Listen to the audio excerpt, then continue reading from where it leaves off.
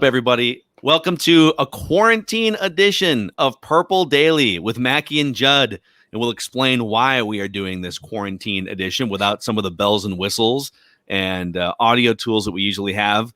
After a quick shot, oh, by the way, we're going to get into full reckless trade speculation today, and so if we did have access to our button bar, you'd hear cars crashing and Manny Hill saying reckless speculation. So stay tuned for that in just a second here. But a quick shout out to Federated Mutual Insurance Company. Federated's been giving peace of mind to business owners throughout the state of Minnesota and elsewhere for over 100 years, based in Owatonna, Minnesota since 1904.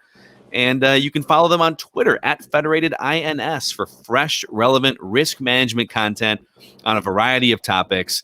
And so just remember, Federated is your peace of mind. It is your safety blanket. If you're a business owner, you can find out more at federatedinsurance.com. And remember, at Federated, it's our business to protect yours. And Declan Goff has made it to the injured reserve -COVID list for Purple Daily. Yes, your boy tested positive for COVID on Monday night. I went and got a test on Sunday, woke up with a fever and a headache and a cough. I was not drinking the night before either. So if anyone is commenting there, they don't believe me. It's true. I was not drinking on Saturday. The Gophers did not even make me drink because I'm not a big Gopher fan, remember. So win or lose, I stay the same. But however, the COVID did enter my system somehow. So I have tested positive. So we are quarantined. I'm at least quarantined for 2 weeks. Hopefully you two are back in the studio here in the next coming days. But if you have any suggestions on what I can do over these next 2 weeks to watch, I've already have some QB scouting I have to do from Mackey and Judd that we talked about on the podcast. If there's anything I should watch or do while I'm alone in confinement here for the next 2 weeks, please let me know at Dex's tweets. I think it'd be hilarious if we had Declan get like 2 or 3 Corona hard seltzers in. He's got some COVID fever sweats, and he's breaking down the all 22 film of the top 10 quarterback draft candidates the Vikings could be looking at. I want Declan's doing it live, sweaty, streaming it maybe. I don't know if we need. I guess we could do it live. I could stream it. We'll do it live. Do it live. Of admission. You could stream it. Oh, we're live? I didn't know. I didn't know that. Well, we are. Yeah. There's a long drive. I'd like to apologize for my actions earlier tonight. Castellanos, there's a long drive to left field. That ball is gone. And again, if I offended anyone, I'm really sorry. Now I'm going to leave the air. I'd like greatest, maybe my favorite sports moment in 51 years on this earth. Might be that drive. I'd like to apologize for quarantining my co-host and the rest of the Hubbard company. And there's a swing and a drive to deep left center field, and Castellanos is in a home run. I don't know if I'm ever coming back to Hubbard, folks. I really don't know. Every apology, I think, from now on should be combined with sports play-by-play of some sort. Yes. Honey, I'd like to say I was very right. There's a deep pass by Cousins. It's caught by Thielen. Touchdown. I don't know if our marriage is going to survive this. It probably won't. I'm leaving now. We can go historical on it, too. I did not have sexual relations with that woman. And there's a pass back to center ice. Slap shot. He hits the top shelf. Light the lamp. The biscuit and the basket and the Wild have taken the lead. I'm still your president. You guys want to recklessly speculate? Yes, let's do it. I want to go through play-by-play more. I want to do more play-by-play with apologies around them. All right, I got to pull this article up here because, and I'm just going to pull it up for my notes here, so don't get all excited on the video. But Jason La Canfora from CBS Sports has hit. Actually, did they just? You know what they might have done? The link that they used last week, they appear to have replaced it with a Week 7 grades link. And so this link is dead, but I'm going to give you the summary. Jason La Canfora is reporting that the Vikings are looking to clear salary via trade in the next week, and they are open to trading veterans like Harrison Smith and Adam Thielen. But opposing teams are more interested in some of the Vikings' younger assets, which, like, by the way, duh. If I'm an opposing team and the Vikings are calling on a trade, the first thing I do is say, Justin Jefferson available by chance? Can we buy low on Daniil Hunter while he goes through surgery? So the headline is Vikings open to trading Harrison Smith and Adam Thielen and other veterans like Kyle Rudolph and other teams are going to be more interested in some of the younger players. Something else to note. There was a story. I think it was on the Vikings blogs for sure. I saw it on like Viking Age and Viking Territory. There was a thought that Harrison Smith had unfollowed the Vikings on Instagram, but Declan, you must have been on Reddit threads or something. So yes. What's the clarification there? Did he unfollow the Vikings on social? So he was never following them in the first place, according to Reddit threads that I was reading. Wow. And then so he's never been loyal to the Vikings. No, and to be honest, like Harrison Smith is one of the weirdest ducks in the NFL. He's an incredibly smart dude. He's here to chew bubblegum. Yeah. And take your skill position player's head off over the middle, and he's all out of bubblegum. I cannot confirm or deny I may have had a very interesting night with Harrison Smith and other Vikings employees that will be saved for a Score North After Dark episode, maybe down the road. Hold on a second. You've got COVID. This was years ago. No, but my point is the clock could be ticking. Let's hear the story. Dude, if your fever gets up, make sure you record the story for us. Yeah, I mean, if by Friday I am just nose diving into the ground, literally. Okay, because I will just clear the air because I'll have nothing to lose. The last thing either I want is to say, well, Declan passed and it's too bad, and we never got the story.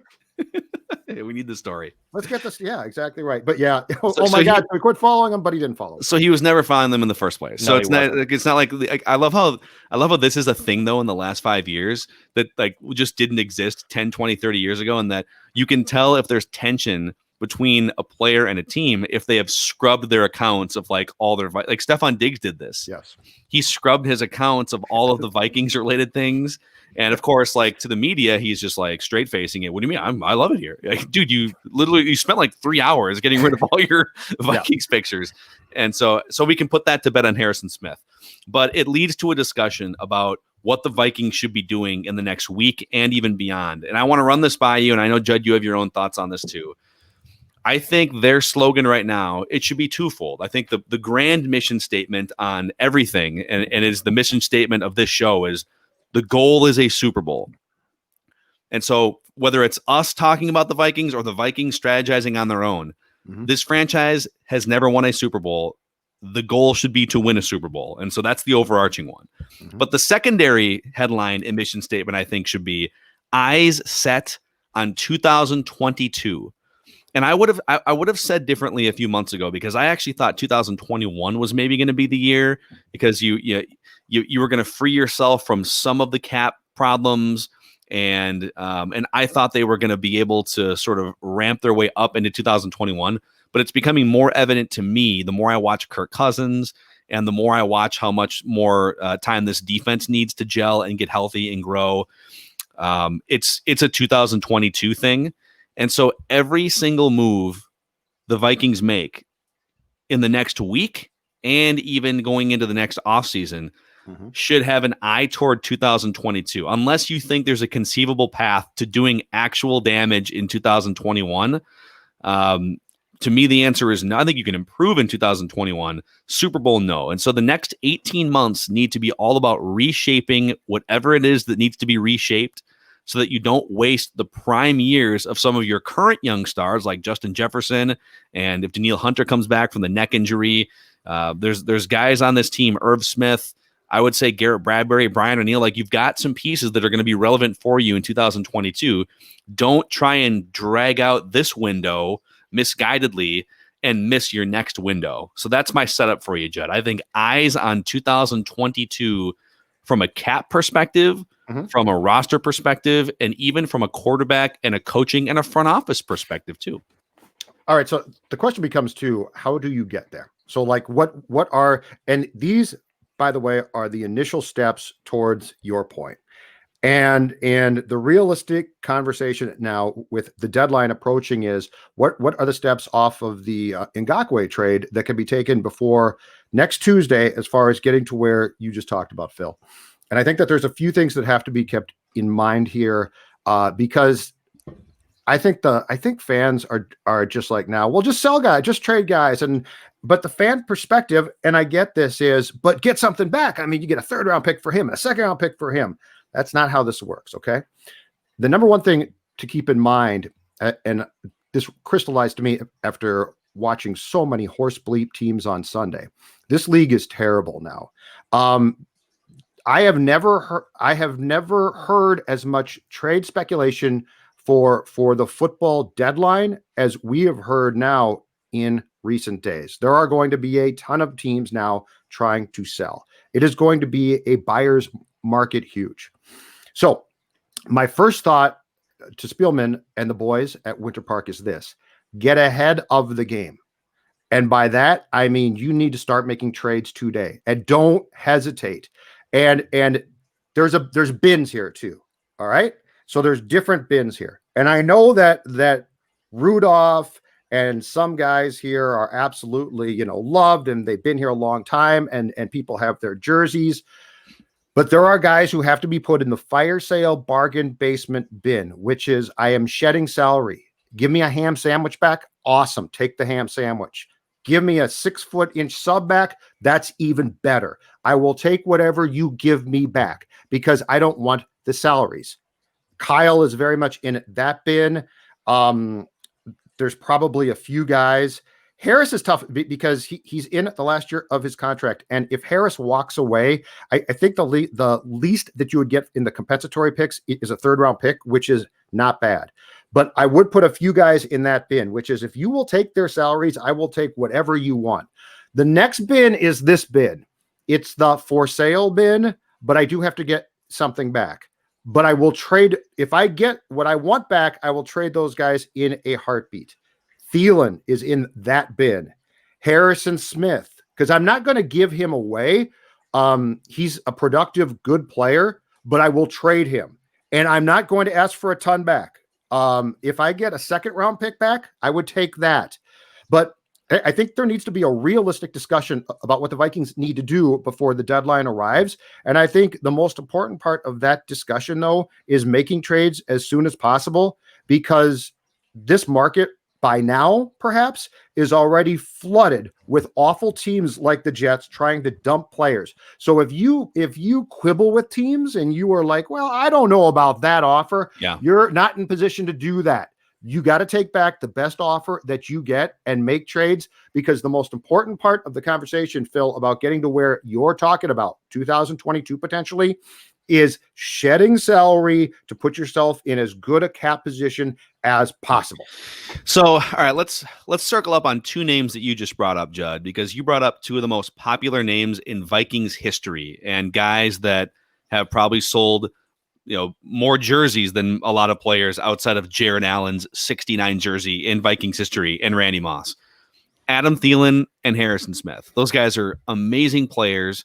I think Harrison Smith might even be a Pro Football Hall of Famer. He's for sure a Vikings Ring of Honor, and Adam Thielen might be headed toward the Vikings Ring of Honor as well. Mm-hmm. And I think a lot of people hear those names and they just shut down. Like, dude, come on. Harrison Smith is like the heart and soul of this defense. And he's an assistant coach on the field. He can stop the run. He can make plays in the passing game. Adam Thielen, for God's sakes, he's homegrown. He's never played football, like high school, college, or pro, anywhere other than Minnesota, which is crazy. And you're talking about trading him.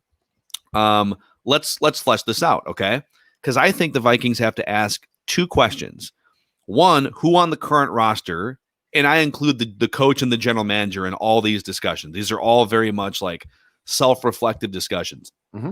But who on the current roster is going to play a key role in 2022, which is part of my mission statement here. Okay, 2022 is your next chance to be relevant on a big level if you can go quick with it.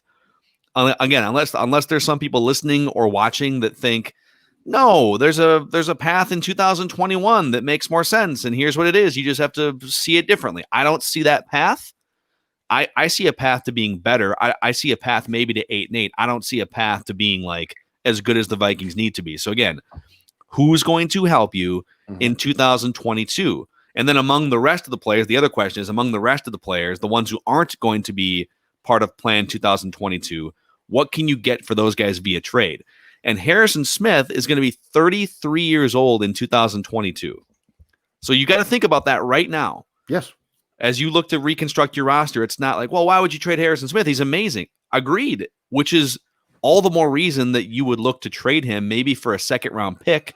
If there's a secondary out there that just needs that last piece to the puzzle, if there's an injury, I mean, Baltimore's a team that would. Eric Eager brought them up last week. Like Harrison Smith was born to play in Minnesota, but then like secondarily he was born to play in Baltimore or Cleveland too. I'll give you another one. This is going to sound crazy, but he's going to be 30 years old as a linebacker in 2022. Eric Kendricks. We're not thinking about it because Eric Kendricks is in his prime right now, and he's an incredible player. But again, 2022. I'm just throwing this out there. Who's going to help you? Who's not?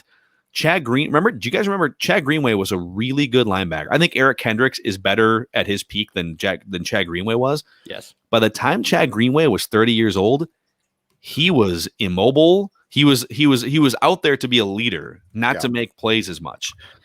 And that's something to think about. In a couple of years, will Eric Kendricks be playing at the same level, or could you get a second round pick for him now and expedite this process? And that's the question. The question is this: what can you get back for the players who aren't in the fire sale bin? And that is a guy like Kendricks, Harrison Smith, Thielen. My honest gut instinct is this: Harrison Smith could get you a really good, solid return, especially if I call up the Ravens and Browns and say, oh, you guys are in the same division, aren't you? Oh, could you use him, and start the bidding there. I think because of the position he plays, I don't know that Kendricks and Thielen are going to get you back what you probably need back. Because like if a team says, I'll give you a 4th round pick, I'm probably like, yeah, that's not, going to cut it for I ain't trading Thielen for. But that's why this bin exists in my mind, which is I'll trade him, but it's going to cost you. Yeah. As opposed to the longtime fan favorites who people are like, but Kyle Rudolph does so much work in Minnesota and charities, and that's great, and he should continue to do that. And I don't think he should stop. But I'm trading him. I don't care about that. That can't affect my bottom line. My decision is based on football. So I think that there's important discussions. Harrison Smith strikes me as the one guy who I think I could actually create a market for and get back almost a surprising return, because his time left would help a contender a ton, like so much.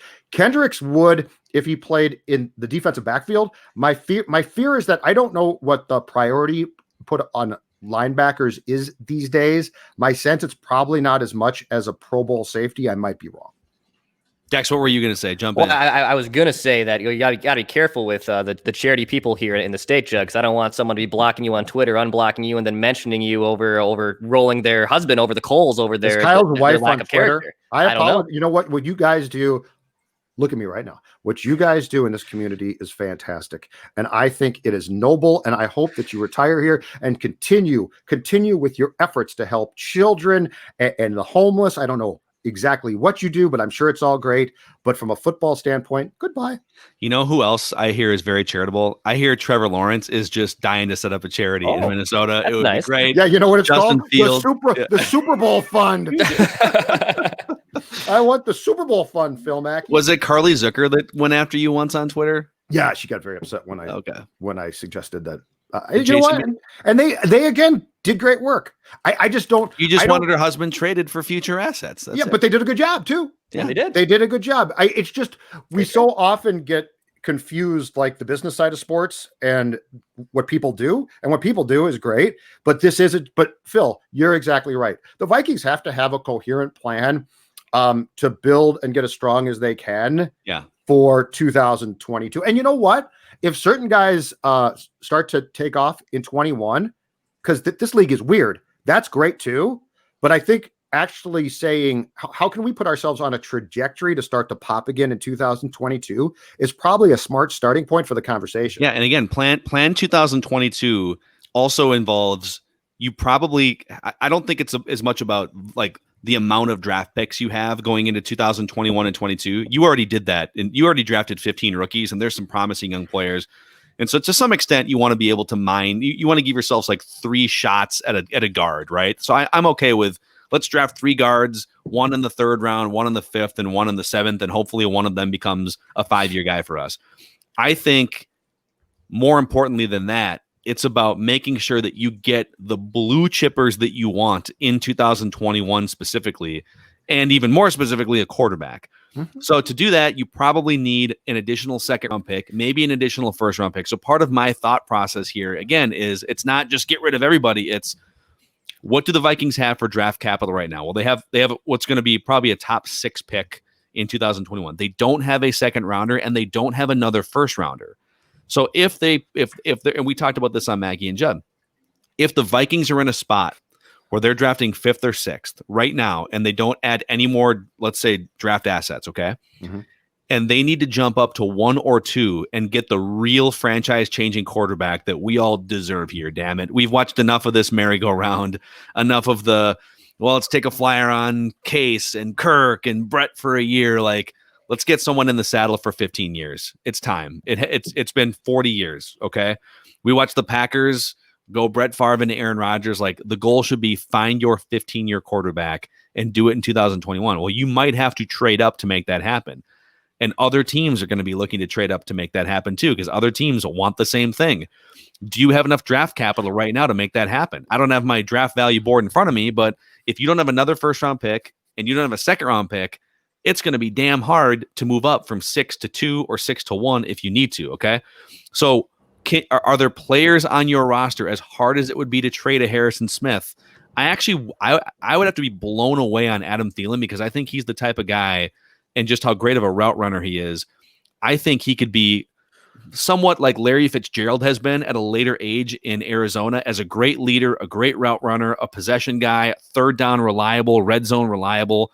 I would probably need a first round pick and to be blown away to consider trading Adam Thielen. But if I can get a second round pick for Harrison Smith and it helps me load up in the 2021 draft to maybe trade up, like, that's where my mind's at right now. I agree completely. Yeah. Thielen, I don't put as much of a value on him as you do, but I would not trade him for the sake of trading him. You can't go into this though saying, let's dump off guys who aren't great. It's why teams basically say, forget Kyle, how about Irv Smith? And they're exactly right. Because we always think, well, just dump off guys that stink or who aren't as contributing as much, I should say, to be fair. And then, you'll get something back. Well, no, you're not going to. I don't care about a 6th round pick. If I could get a decent second round pick back for Thielen, I'd probably consider it, because I think I can go about finding receivers. The one thing that I wouldn't concern myself with is this, and this is the $30 million question. How stuck are you in actuality with Kirk? Because you can clear out money, you're not that stuck. Because that's the good news. Right. But that's what I'm saying. So if you can, again, let's say Thielen gets you a second round pick, but you're clearing out money to create room to get rid of Kirk. Is it worth it? It's a puzzle. It's basically a puzzle. And the longer that you're stuck with Kirk, the more that personally I would try, if I was the Vikings front office, to drag this team down, because I'm not giving Kirk anything now. I'm done with Kirk. Like, I made a mistake, but the one thing is when Kirk comes in and says, but we had all these parts, I'm going to be like, Kirk, you cost yourself these parts. So if I can make trades that I can live with, so Thielen for a 5th round pick is a no dog, but let's say it's a 2nd round pick, and that creates room for me to get rid of Kirk. I'm considering it, and it does go a long way again towards giving me picks to use as the potential to trade up to get the replacement for Kirk. So It's sort of a confusing, conflicting conversation, but it's an intriguing one, and you do, I think, have to put yourself in a position to be able to get rid of Kirk as soon as possible, because it's not going to work there. That ship has sailed to me. Agreed. And that's part of this exercise is because you might, if you've made the decision, listen, we have a shot, a once in a 10-year shot at a franchise changing quarterback. And, there's just not going to be a viable avenue to trade Kirk's contract. So we're going to have to take a bath on it. Like, you need to clear that room out for 2021 and 22 2021 and partially 2022. Yep. But real quick on the Vision 2022 theory here, and back to the ages of some of these guys. So Thielen's going to be 32, but when you compare him to some of the other guys on my, borderline, when do you pull the trigger on a trade, Harrison Smith at 33 and the beating that he takes, I think is a much greater risk to have on your roster in 2022 than Adam Thielen, who maybe he's no longer one of the 15 best receivers, but also he'll be on a new contract by that point because you can renegotiate. Eric Kendricks at 30 or Adam Thielen at 32. I'm more interested in the possession wide receiver at age 32 than the linebacker who relies on speed. And like Eric Kendricks, think about this. His main asset is his great ability to cover opposing tight ends and running backs out of the backfield, right? And sometimes even wide receivers. The gap between how good you are at that when you're 27 or 28 and when you're 30 in the NFL is the Grand Canyon, man. Like it comes up on you quick. So that's I know I'm throwing his name out for the first time, but it is something to consider in this puzzle piece as you described, Judd. For the right price, anyone near 30, I will trade. There's nobody. And I'll come back to this. I'll come back to this cut contract because we're going to have to. The Dalvin Cook contract. The Dalvin Cook contract is another part and parcel of what's going to bite you in the ass now because he is not going to stay healthy, I don't think, ever. If you took him to market now, you're not getting much back because every team is going to say exactly what I just said about his health. So there is nobody on this team who's near 30 who, if you came to me with the right offer and compensation, then I would say no. I would consider anybody. I would consider Kendricks. I would consider Thielen. I would consider anybody. But I do think that the must-go bin includes Rudolph. To me, it includes Riley Reif. Must go. There's no reason to keep him. Plug Cleveland in at left tackle, and if he's a flop, you know what? You tell Kirk, sorry you got hit again, Kirk. Maybe you could have been a better quarterback. Yeah. But you weren't. Before we get to just a couple nerd football segment nuggets here for you guys, just a quick around the room. Start with Declan. If it's a second round pick, okay, just a quick yes or no. If you want to give a quick explanation, second round pick is available for Harrison Smith before Tuesday next week. Yay or nay? Nay. I'm tempted. I'm really, really tempted. Even if you threw in like a conditional, I know it sounds crazy because it like really this pushes the needle, but for me it does. If you threw in like a fifth or a sixth, like a little secondary sweetener there, I'm more intrigued. Look at that. You sound like Rick Spielman, man. If you just throw a sixth, give me a sixth rounder. I'm in. We're really excited for these fifth round picks. Yeah, I'd be open to that. But straight up, Harrison Smith for a second round pick, I don't know. I also disagree that I think safety in the NFL is a position where you can play successfully and play at a high level for a long time. So I think Harrison Smith, even though he's entering he's 31, 32, I still see him being a viable safety into his 38, 39 age seasons. I mean, Terrence Newman, for God's sakes, was amazing till he was like 40 years old. So that's one example, though. That's only one. It's true. But I have trepidations. You have to give me the Rick Spielman sweetener, that fifth, seventh, to push it over the top. Second round pick? Yeah, of course I'm doing it. I'm trading anybody I can right now. You're a colossal mess, and get ahead of the game and quit keeping players that fans love. You know what? Take your 22 jersey and burn the damn thing. Okay, it's going to be done. No. But I mean, I'm just so tired of keeping guys that we like in this town. The Vikings and Wild are becoming not now, but the Wild is previously constructed and the Vikings now are the same team. It's going to be the same problems. It's going to be, they kept my favorite player, but we're not very good. You know why you're not very good? Because you don't make moves that take a lot of guts. If you give me a second round pick for Smith, I'm taking that pick and I can repackage that pick with my first rounder and I can move up, and I'm happy because if I can get a quarterback through any means necessary that I love, guess what? I'm trading anybody. Yeah. Well, one note on the safeties here, right? Because I think, and Declan's right in that safety is a position that can last longer in the league than some of the other, certainly cornerback or running back. But I would say the two premier safeties that we've seen, like the Hall of Fame level guys over the last 20 years or so, the two guys that really come to mind, Troy Polamalu and Ed Reed, right? Head to head, same division for 10 years. Polamalu was out of the league at 33. Ed Reed was out of the league at 34. So, it comes up on you quick is all I'm saying. And if you can get a second round pick before the cliff comes, what about Eric Kendricks for a second round pick? I would do it. I would do it. That's a tougher one given his age, but I would do it. Yeah, I would. I need a little bit more, but I would do the trade. The problem with that trade is I would want a high second round pick, and a team that's crappy enough to have a high second round pick is probably not going to make that trade.